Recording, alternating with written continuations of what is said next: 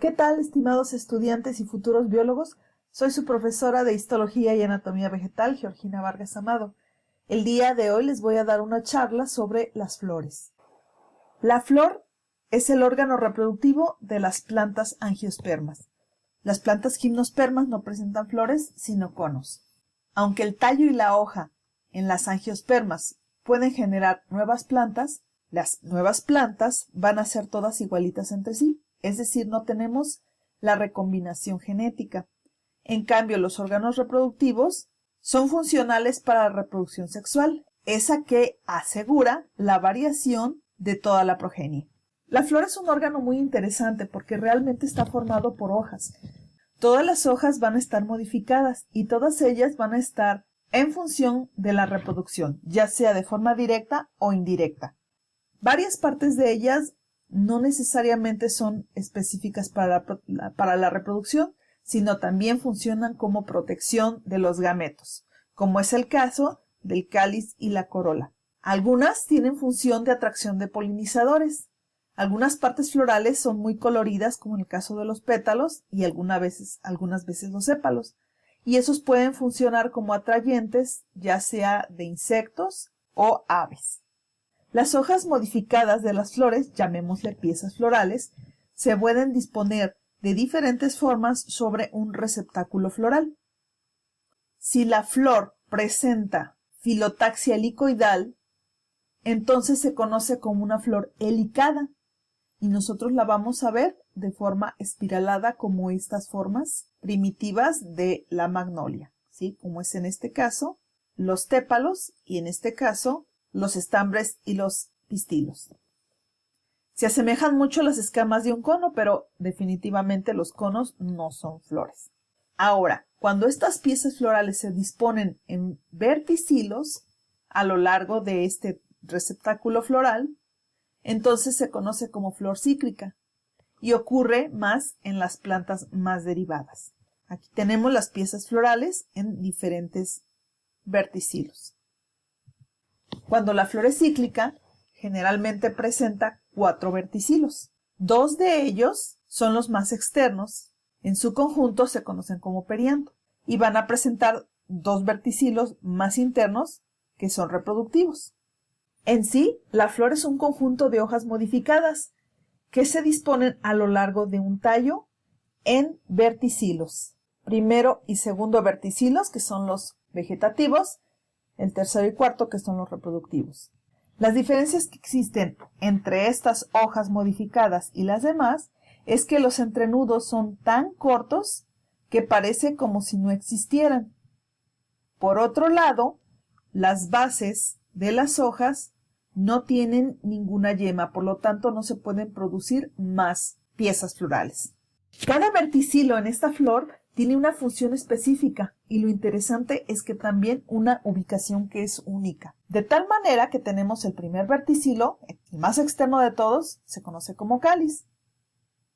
Después tenemos un segundo verticilo un poquito más interno, que es la corola. Tenemos un tercer verticilo que se conoce como androceo y finalmente el cuarto verticilo, el más interno de todos, es el gineceo. Esto ocurre prácticamente en todas las flores, excepto en una especie que se conoce como la candona esquismática. En este caso, los verticilos reproductivos están invertidos, es decir, el androceo se encuentra al centro y el gineceo se encuentra rodeando al androceo. La diferenciación de cada una de las piezas florales está determinado por un conjunto de genes. El primer verticilo vegetativo se conoce como cáliz. Tiene una función de protección y en ocasiones, cuando es colorido, funciona como atracción de polinizadores. El cáliz está formado por un conjunto de sépalos. Los sépalos se parecen mucho a las hojas. Generalmente son verdes, hacen fotosíntesis, también presentan estomas. Sin embargo, tenemos una gran variación en los sépalos que se presentan en las flores. Aquí tenemos diferentes formas que presentan. Algunos son verdes, como en este caso, ¿sí? Que podrían ser fotosintéticos. Algunos son muy pequeños, como en el caso de esta flor. Algunos otros presentan estructuras accesorias, como las apreciamos aquí, conocidas como epicáliz, calículo o falso cáliz. Podemos realizar la disección de estas piezas de acuerdo con el siguiente video. Primero retiramos el cáliz. El cáliz es este primer verticilo y contiene a los sépalos. Los sépalos pueden ser muy pequeños o pueden ser un poquito más grandes. Para retirarlos podemos utilizar una pinza o una navaja.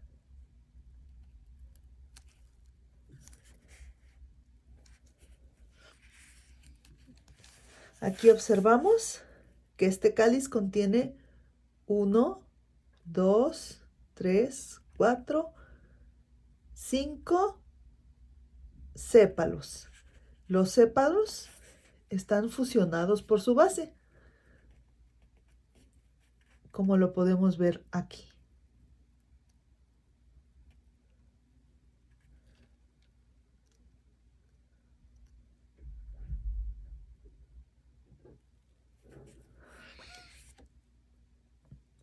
Otros sépalos no son tan pequeños, son más grandes, como es en este caso. Para retirar los sépalos o el cáliz, simplemente se arranca. Podemos apoyarnos en nuestra navaja. Se retira y podemos observar que están fusionados todos, formando una sola pieza. Esta pieza, aquí la tenemos, ¿sí? Si acaso se pueden observar dos estructuras, pero están fusionadas en una sola pieza. A veces el cáliz, las estructuras separadas, como en este caso, podemos distinguir esta pieza, este sépalo. Aquí tenemos otro sépalo y finalmente un tercer sépalo. Los tres sépalos están libres entre sí, como lo podemos apreciar, ¿sí? A veces tenemos también estructuras accesorias. Esas estructuras accesorias pueden ser un calículo o epicáliz, como es el caso de esta planta. Si nosotros retiramos este cáliz, este calículo, debajo de él vamos a encontrar nuestro primer verticilo, que viene siendo el cáliz. Y este cáliz está formado por 1, 2, 3, 4, 5 sépalos fusionados por su base. Aquí lo podemos apreciar. Si lo retiramos,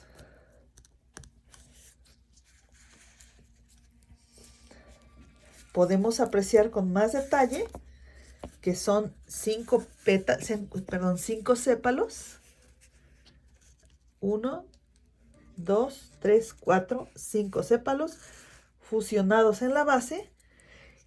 Y como estructura accesoria tenemos un epicáliz, que viene siendo este, ¿sí? O a veces tenemos unas flores que parecen, digamos que engañosas. Podríamos pensar que estos son los pétalos. Sin embargo, también son estructuras accesorias. Ustedes la pueden apreciar, son brácteas.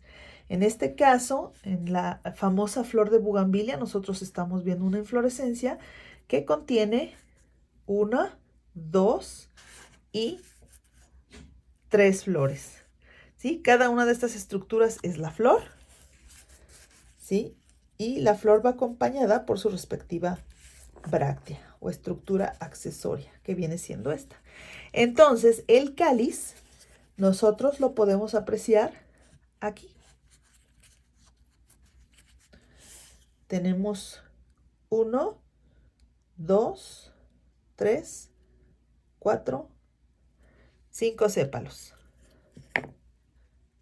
El segundo verticilo vegetativo es la corola. Tiene una función de atracción de polinizadores y en algunas ocasiones de protección a los gametos. Está formado por un conjunto de pétalos. Los pétalos, aunque tienen características foliáceas, No son tan parecidos a las hojas como en el caso de los sépalos. Sin embargo, podemos encontrar algunos estomas en su epidermis. Los pétalos generalmente son estructuras muy coloridas porque son los que van a llamar la atención de los polinizadores.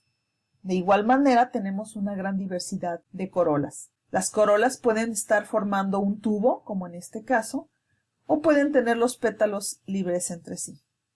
Y así tenemos una gran diversidad de formas en estas corolas. En estas imágenes también pueden apreciar una gran cantidad de formas, colores y, lo que les debo, los aromas. Aquí se presentan los pétalos, en este caso son 5. Aquí también tenemos 5 pétalos.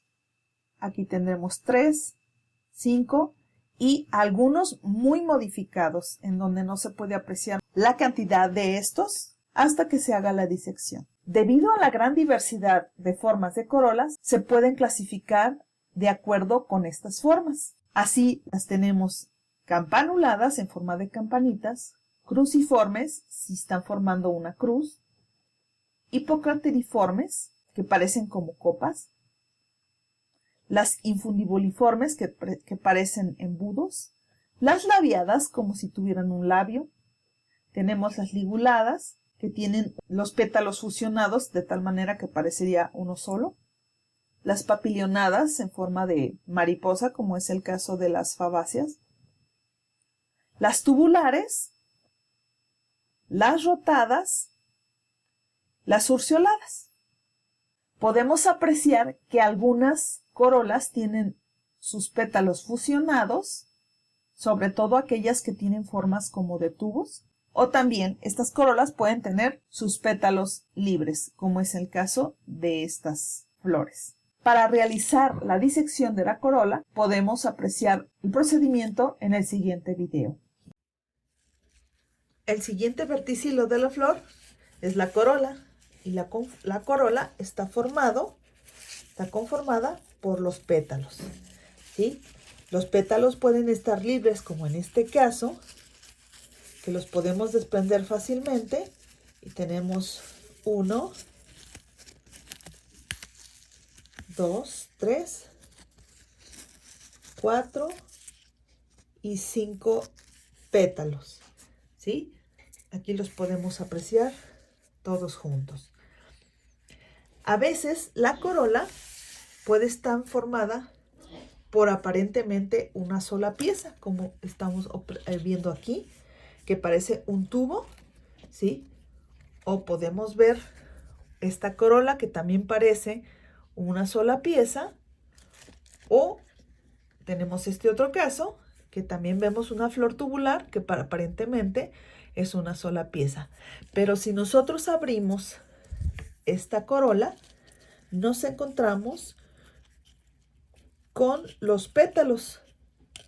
Los pétalos están fusionados entre sí para formar esta pieza.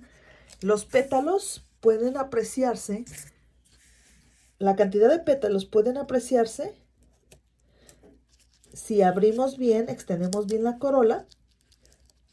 En este caso, al extender la corola, vemos algunos indicios del número de piezas que lo conforman. En este caso, son los lóbulos. Aquí tenemos un lóbulo, 1, 2, 3, 4, 5 lóbulos.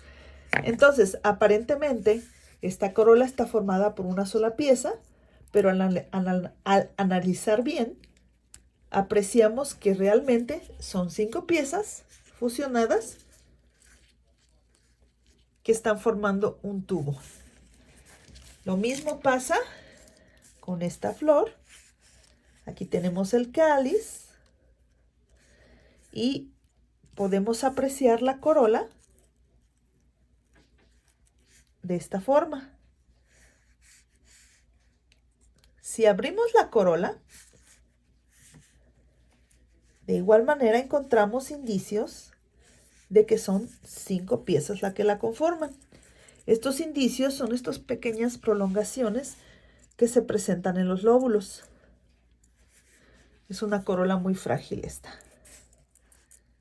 ¿Sí? Tenemos 1, 2, 3, 4, 5.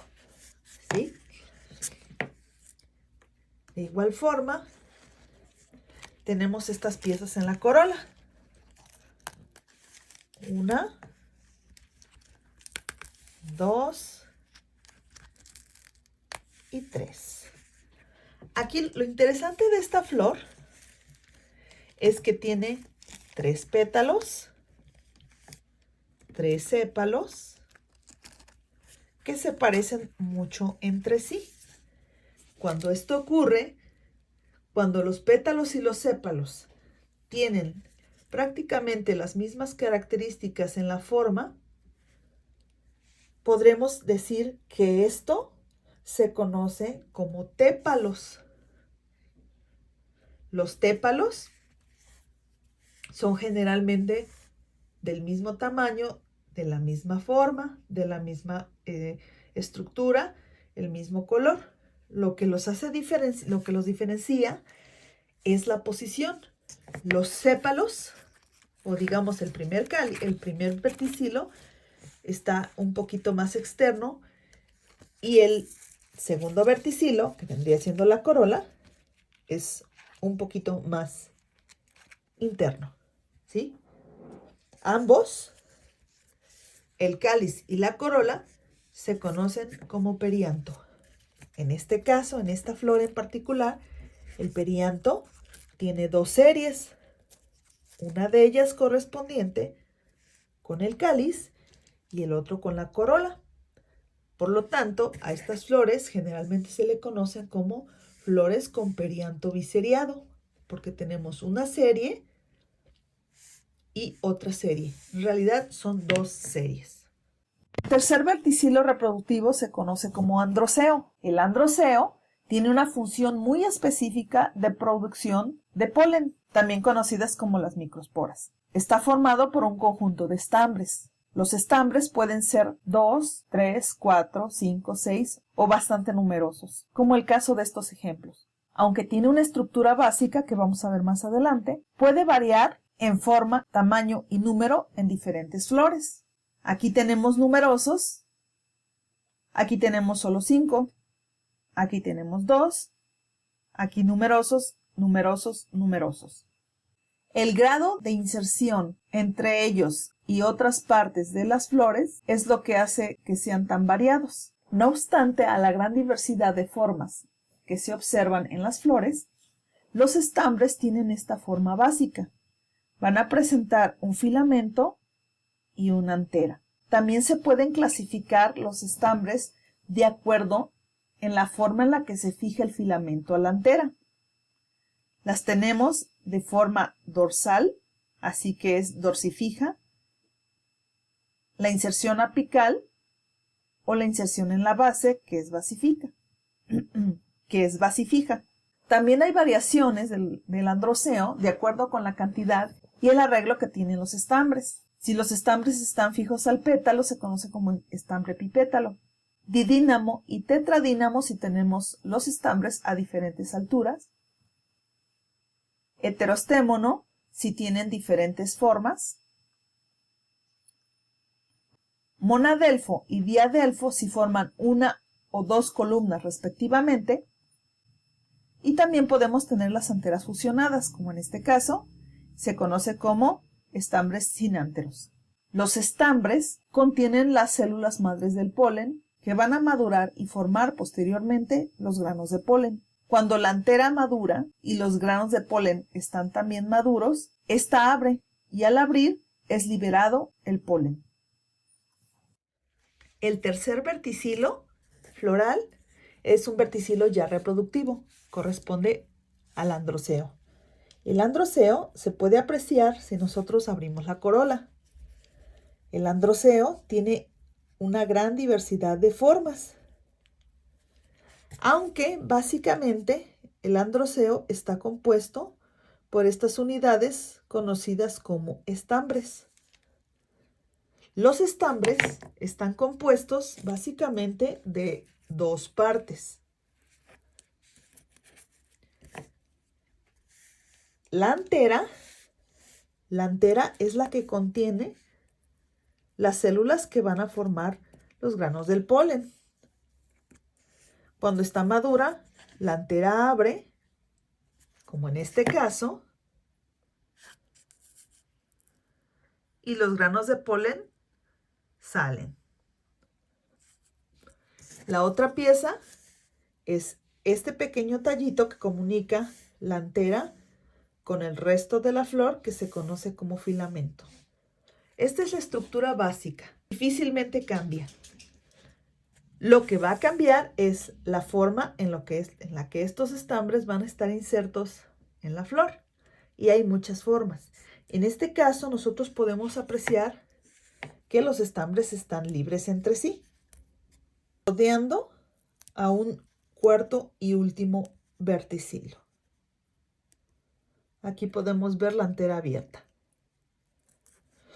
Pero hay diferentes modalidades. Hay otra en la que nosotros podemos apreciar los estambres unidos por su base a la corola, como es en este caso, ¿sí? Abrimos la corola y fusionado tenemos aquí los estambres, ¿sí? Aquí tenemos su filamento y aquí tenemos la antera.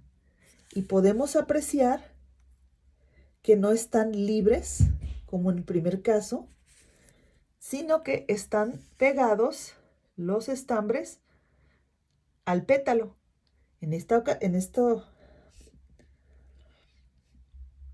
A esto se le conoce como estambre epipétalo.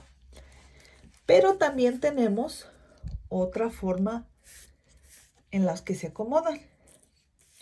Podemos apreciar aquí, tenemos una numerosa cantidad de estambres. Los estambres podemos apreciarlos en la estructura básica que se mencionó al principio. Tenemos aquí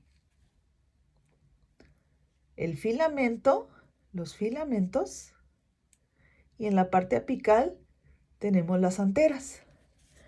Todos estos estambres están fusionados en su base a esta estructura, que en realidad, aunque aparenta ser parte de otro verticilo, en realidad es parte del tercer verticilo conocido como androceo. Si nosotros abrimos esta pieza, podemos apreciar adentro, que corre adentro, el gineceo. Es decir, nuestro androceo va a rodear por en medio al gineceo. Aquí tenemos el gineceo, parte del gineceo, ¿sí? Y tenemos el ovario, el estilo. Y acá arriba tenemos los estigmas.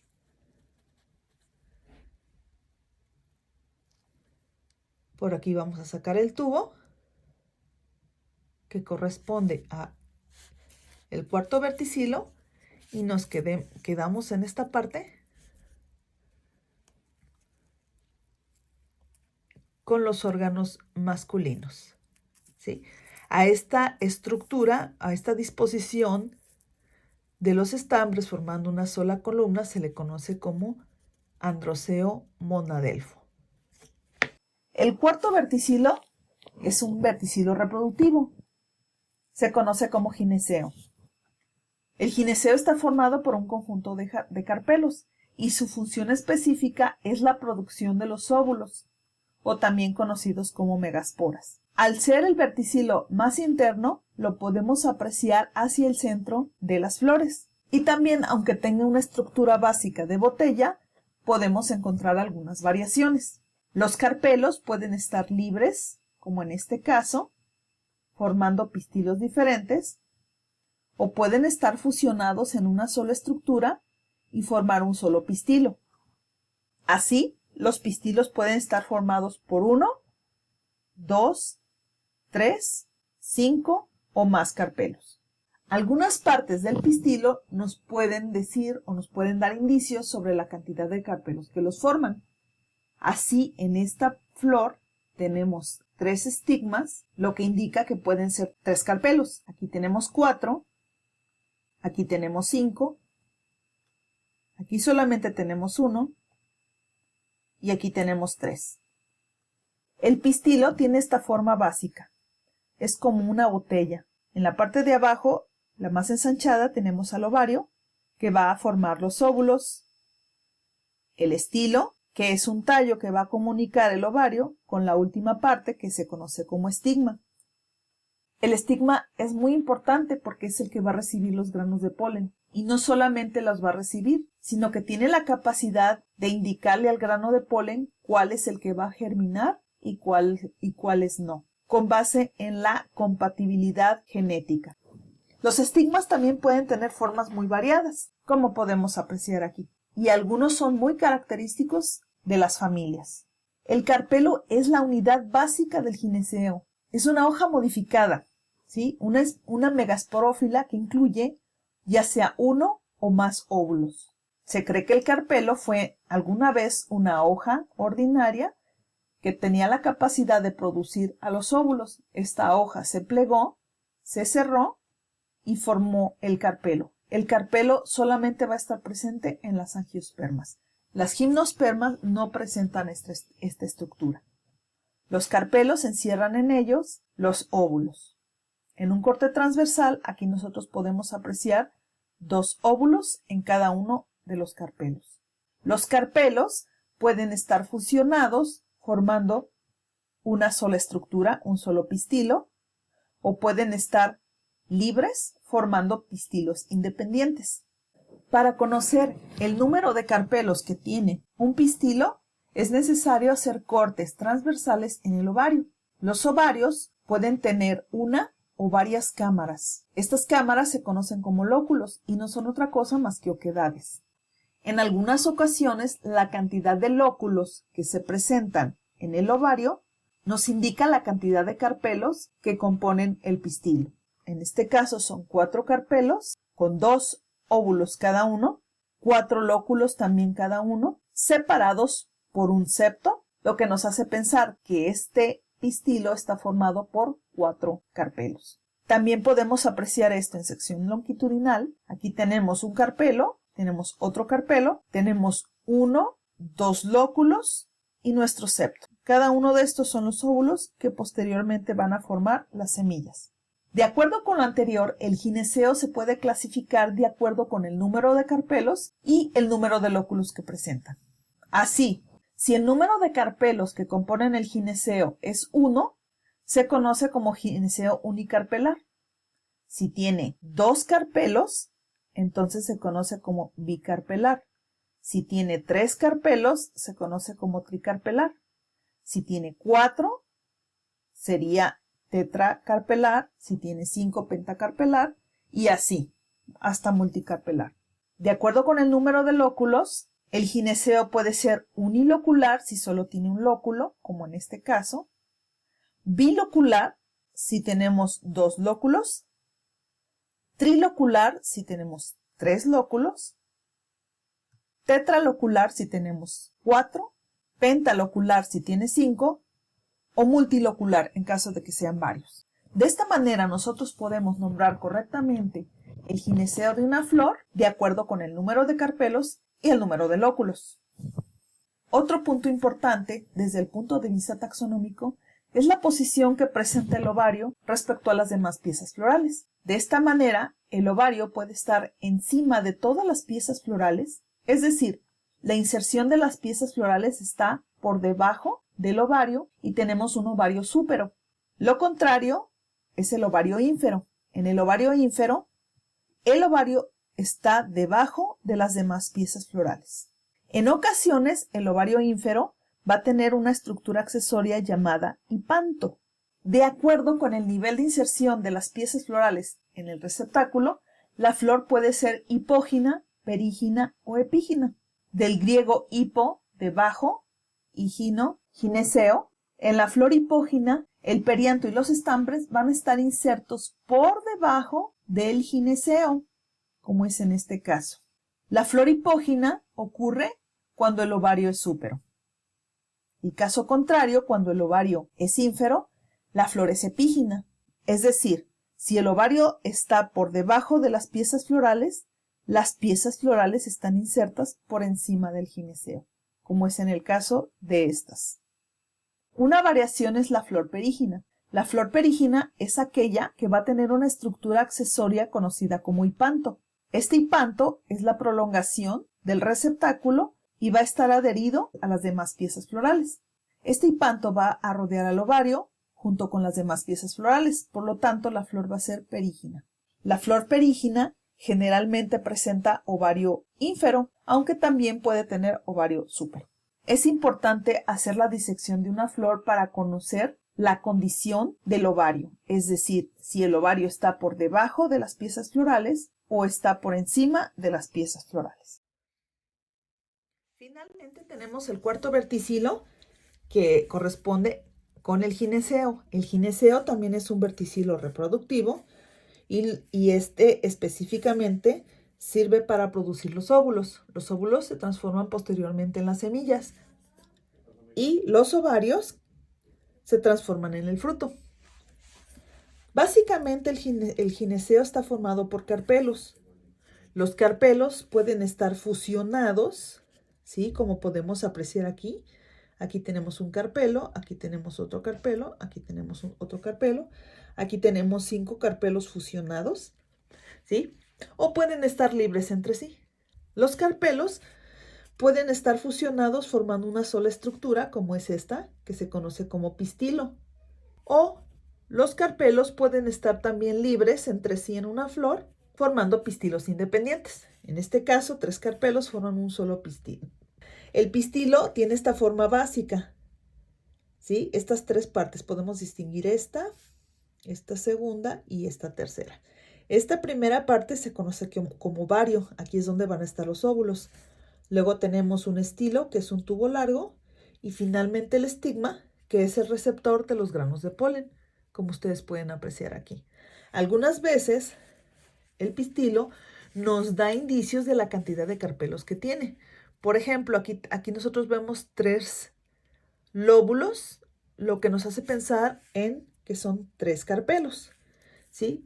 En este caso tenemos los estilos separados y la cantidad de estos nos pueden decir la cantidad de carpelos que puede tener la planta. En este caso vienen siendo 5, ¿sí? Aquí tenemos 5. Para no errar, es necesario hacer cortes transversales de los ovarios.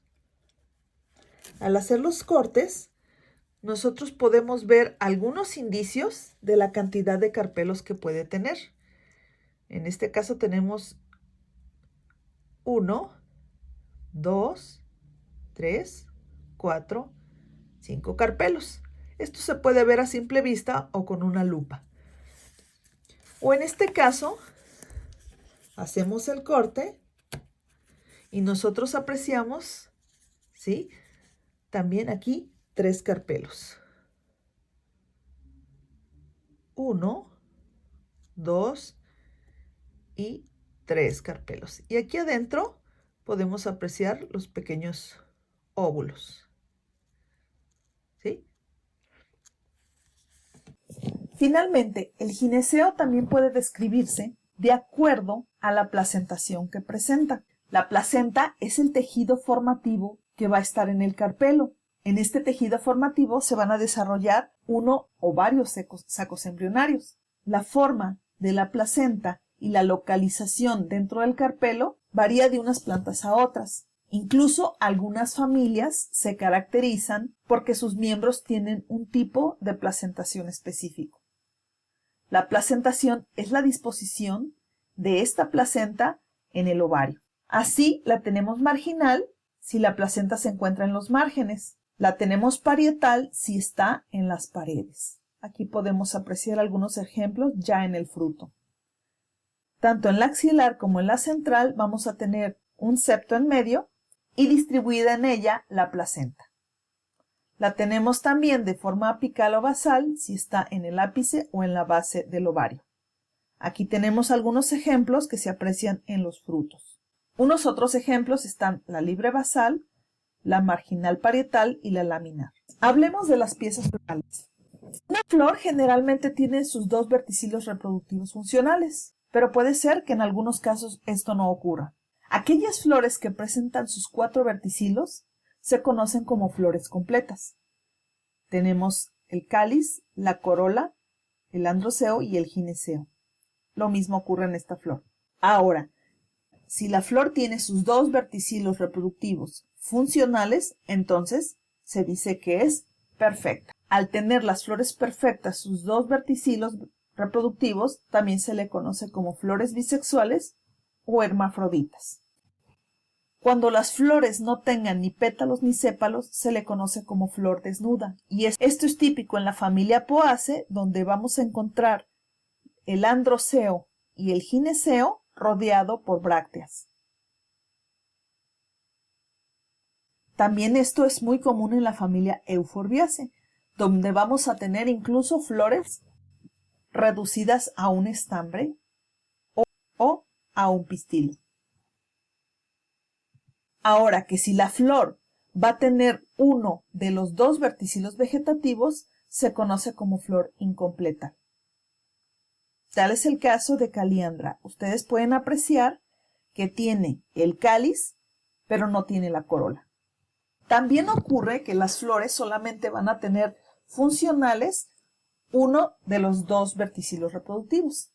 En este caso, las flores se conocen como flores imperfectas o flores unisexuales, de tal manera que vamos a tener flores masculinas y flores femeninas. Este es el caso de las begonias. Aquí tenemos la flor femenina, en donde podemos apreciar los estigmas retorcidos y el ovario, y la flor masculina, en donde solamente van a presentarse los estambres. Lo mismo ocurre en las flores de la calabaza, en donde tenemos la calabaza femenina y la calabaza masculina.